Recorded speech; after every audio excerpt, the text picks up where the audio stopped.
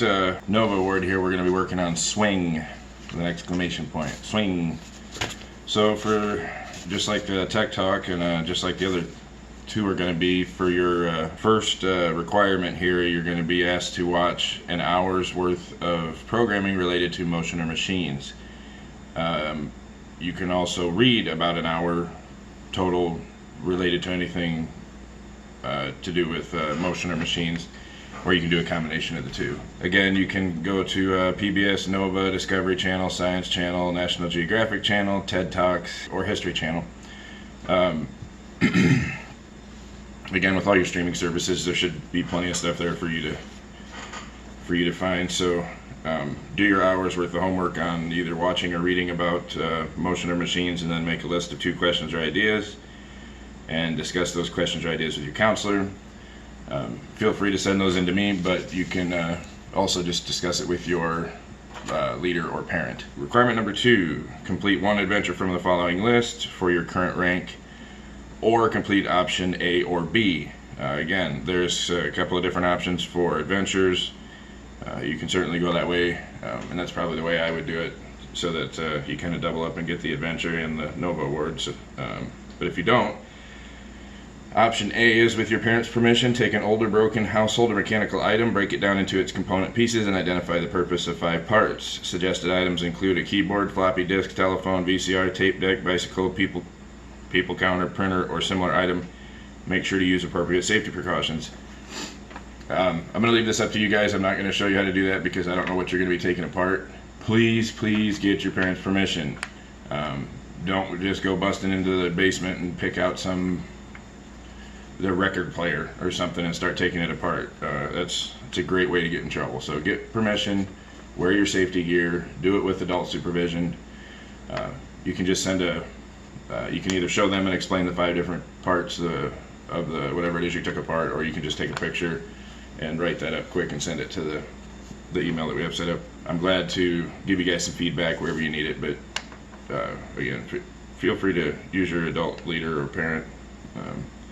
Option B, participate in 2 sports, either as an individual or part of a team, and identify the levers used in each sport. One of my favorites, we're going to be talking about levers and fulcrums and the way we move things. So one of my favorite quotes that I've always, I had to look it up to see who said it, but give me a lever long enough and a fulcrum and I'll move the world. I looked it up, that was actually Archimedes. What that means is, if you have a long enough lever, we'll call this the lever, and a fulcrum point, so it could be my finger, a block of wood, whatever, like a seesaw. And if you're trying to move something, it's a lot easier if you have a lever and a fulcrum. So if you're trying to pick up something heavy or move something, as opposed to just trying to lift it up with your hands, if you stick a lever under there and a fulcrum and pry up on it, that's makes moving it a lot easier. Do some brainstorming on which sports require a lever. Again, I'm on my computer over here, so of course my internet's going to be finicky today. That's cool. It's one of the true joys of being at camp is I have a lot of freedom. I get to hang out in the woods. I'm kind of in the middle of nowhere, but the downfall is, of course, the internet and phone service is a little spotty. Apparently not. Okay, I'll let you guys research that one. Feel free to discuss it with your parents. Of course, you can send it into that email. Let's do a quick brainstorm here and see which, identify the levers used in each sport. I mean, a lever doesn't necessarily have to just be like a pole and a fulcrum. I suppose a swing and a baseball bat would count because your hands kind of act as the fulcrum and apply more force to the end of the bat. So that's one example. Oh, there it comes up. Lever systems where a greater force needs to be applied than the load to be moved is said to provide a mechanical disadvantage. However, these levers are used to us in the sport as they allow us to move a load a large distance with large range of motion. Think of a disc thrower or a shot putter. They're using their shoulder as a fulcrum. So anything that you're using as a force multiplier in a sport counts as a lever. Requirement number 3, explore each of the following. Levers. Make a list or drawing of 3 types of levers. A lever is one kind of simple machine. show how each lever works, show how the lever in your design will move something, the class of each lever, and why we use levers. So why we use them, that's easy. It's a force multiplier. It helps us to accomplish tasks with less effort, with less calories expended. That was why it was an important survival tool when we were evolving, because it's a calorie saver. Anything that we use that gives us an advantage, mechanically speaking, helps us get work done more readily and with less effort. So levers are a simple machine. Simple machines provide mechanical advantages. In simpler terms, simple machines make work easier by increasing the amount of work done with a certain effort by decreasing the amount of effort required to do the same work. Work, by definition, equals force times distance. The simple machine known as a lever comes in 3 variations, each of which performs work by increasing the effectiveness and applied force. So basically what I was touching on a little bit ago was it increases the amount of work done with given the effort expended. So the work done by levers usually changes the direction of the applied force, the distance and speed of movement produced by the applied force, or effective strength of the applied force.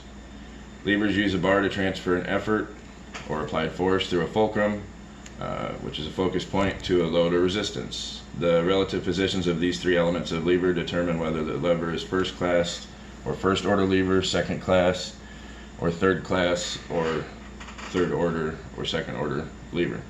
First class levers have the applied force on one side of the fulcrum and the load or resistance on the other side of the fulcrum. Moving the fulcrum closer to the load increases the effectiveness of the force from the effort end. These types of levers, they're the ones most easily recognized. So I'm going to do a couple of quick doodles here for levers, and just to prove that I'm not an artist, you'll see how great these are. Okay, so for this first one, this is the load end, this is the work end. So this is where the person is going to be pushing down in this case.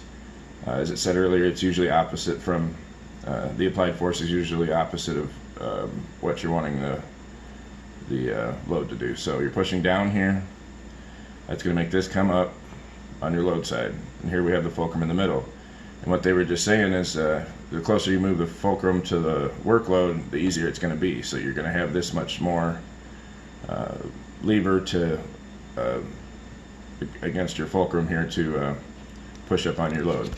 Now if you put the fulcrum closer to the work end, which is the person side, it's going to be a lot harder to push this up using this amount of lever to push this amount of lever with the workload on the end. So second class levers have the applied force on one end of the lever and the fulcrum on the other side of the lever. The load or resistance lies between the fulcrum and the applied force. So that means this is your work side again, this is your human side, and this is the load, this is the fulcrum.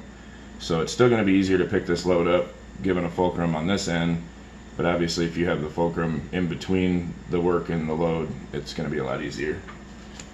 Third class levers have the load at one end of the lever and the fulcrum at the other end of the lever, and the applied force occurs between the load and the fulcrum. And again, it's just kind of the opposite of the one before. So here's your load here, there's where you're going to be working from, there's your fulcrum. And again, you're picking this up and it's still easier, it's still increasing the output of your work as opposed to not using a fulcrum and a lever. So explore that stuff. There's lots of cool stuff online for that. Read up on it, make some quick drawings on your own. Design, including a drawing, sketch, or model one of the following: a playground fixture that uses a lever, a game or sport that uses a lever, an invention that uses a lever, or an invention that uses a lever. Yeah. Be sure to show how the lever in your design will move something and discuss your findings with your counselor. I covered that. We're going to call this the one on the top here. We're going to call that my playground seesaw. Uses a lever. We showed the workload and the force, and so you guys do something different than that, though. No copying teacher's work. Requirement 4, do the following: visit a place that uses levers, such as playgrounds, carpentry shops, construction site, restaurant, kitchen, or any other location that uses levers. Easy enough. You guys can do that on your own. Discuss with your counselor the equipment or tools that uses the levers in the place you visited. Again, feel free to discuss it with your den leader or parent. If you have any questions, let me know. And requirement number 5 is discuss with your counselor how engineering and simple machines affect your everyday life. The simple machines that we use every day, pulleys, levers, drawing your blinds on your window, that's a pulley. You're jacking up your car, that's a lever. Think up some other ones for me and throw some ideas at me. There's a lot of them. we use a lot of different simple machines in our everyday life. So do some brainstorming on that. We're gonna move on to the 1, 2, 3 go of our next Nova word here. So I will be right back with you guys here. Thanks.